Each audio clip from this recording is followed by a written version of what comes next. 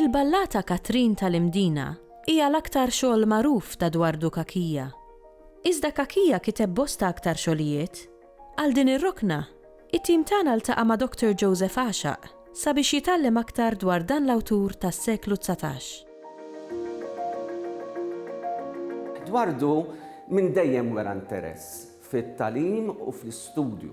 U fil-fatt għandna indikat arkivjat ukoll illi fis-sena ta' 7 snin beda jattendi għall-ewwel darba l-iskola primarja tal-Isla.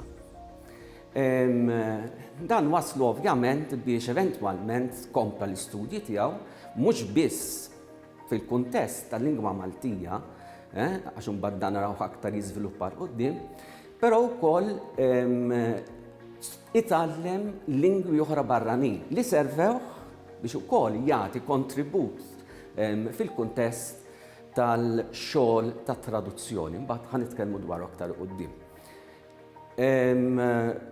Prattikament nistgħu ngħidu illi dan l-interess għat-tagħlim u hawnhekk joħroġ il-kuntest propju li jidher ukoll fix-xogħlijiet tiegħu l-aspett didattiku fil-letteratura waslu biex ta' 17-il sena jilħaq assistent surmast.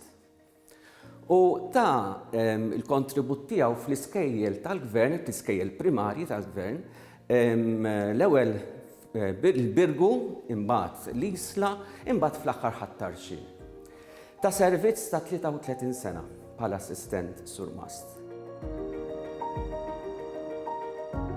Pratikament jiena r-riċerka tiegħi kienet iffukata fuq il-folju bl-isem ta' is-sebħ li kien joħroġ mix-xirka xemija. Madankollu r-riċerka mbagħad estendit għaliex rajt ukoll ġurnali oħrajn li kienu joħorġu fis-seklu 19 bidu tas-seklu 20 bħal pereżempju l-Veru Mannarino, l-Ħabib, Salib, Malta Tagħna, eċċetera, eċċetera. Fejn Dwardu Kakija oltre mill-xogħol li kiteb fuq is-sebħ kiteb ukoll f'dawn il-ġurnali. U allura jiena ġbart l-ewwel analizzajt il-xogħol ta' Dwardu Kakija fis-sebħ fejn il-qofol tax-xogħol tiegħu kien xogħol li prattikament kien jolqot ħafna aspetti ta' poeżiji satiriċi, umoristiċi, ironiċi, però blana ħari li jgħallem lil-kotra.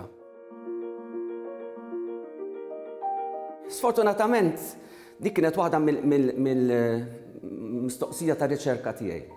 Għaliex Dwardu Kakija jiġifieri Katrin tal-Imdina biss. Ovvjament mis-sebħ notajna li hemm xogħlijiet oħra tiegħu mill-ġurnali l-oħrajn indunajna li hemm xogħlijiet oħra tiegħu, però oltre minn hekk kien hemm Duncan kif ukoll Giuseppe Castelporicino illi prattikament urew ukoll lil Kakija bħala l-persuna li kapaċi titraduċi għal Malti, u ħafna drabi ġiet imqabbda minn nies prominenti ta' dak iż-żmien, xogħlijiet ta' proża fosthom insibu pereżempju r-rumanz bibliku Eliezer u Naftali. Hemm rumanz ieħor l-avukat tiegħu innifsu li prattikament għadna qed nfittxu dwaru għaliex mhux komplet.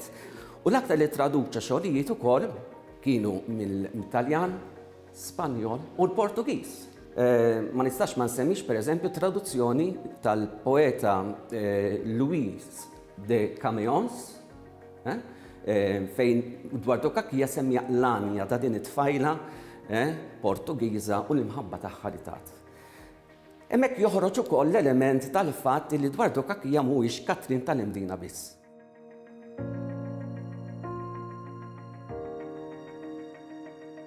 Il-poeżija li nixtieq naqra hija poeżija li prattikament fil-versi tagħha jindika ċar l-arfin ta' l-istess Dwardu Kakija illi prattikament induna id-differenza bejn il-mod ta' kif kien jikteb qabel ma daħal fix-xirka xemija, jew kellha s-soċjetà semitika, u wara li daħal, għax ovvjament kellu l-għajnuna ta' sħabu biex ikompli jara.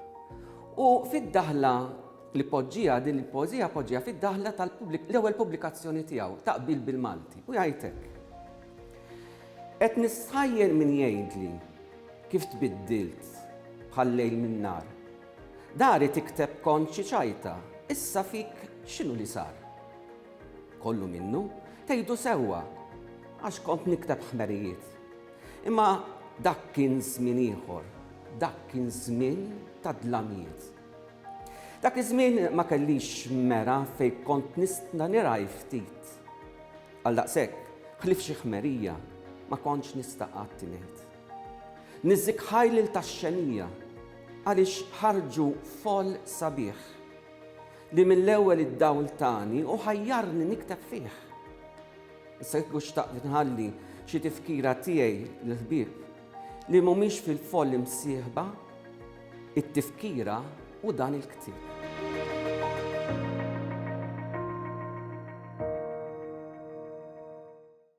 Il-Sinna jixtieq jirringrazzja lill-Aġenzija Nazzjonali tal-Litterizmu, lill-Ministeru għall-Edukazzjoni u x-Xogħol, lill-Kunsill Nazzjonali tal-Ilsien Malti u lid-Dipartiment tal-Malti fil-Fakultà tal-Arti l-Università.